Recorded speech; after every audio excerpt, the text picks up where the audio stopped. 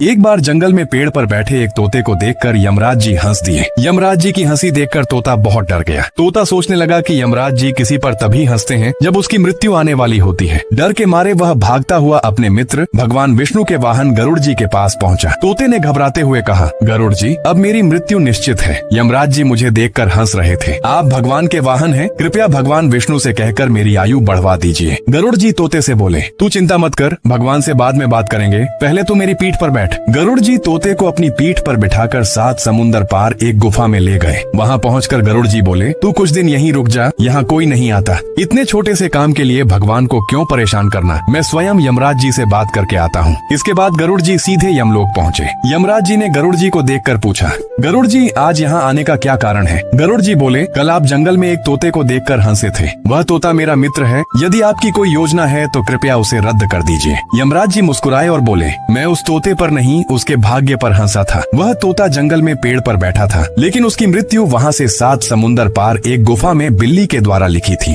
मैं यह सोचकर हंस रहा था कि यह तोता वहाँ पहुँचेगा कैसे। इतने में एक यमदूत वहाँ आया और उस तोते की आत्मा को यमराज जी के सामने प्रस्तुत कर दिया। तब गरुड़ जी समझ गए कि भाग्य में जो लिखा है वह होकर रहता है। इसलिए कहते हैं, भाग्य की चिंता छोड़कर केवल अपने कर्म करते रहो।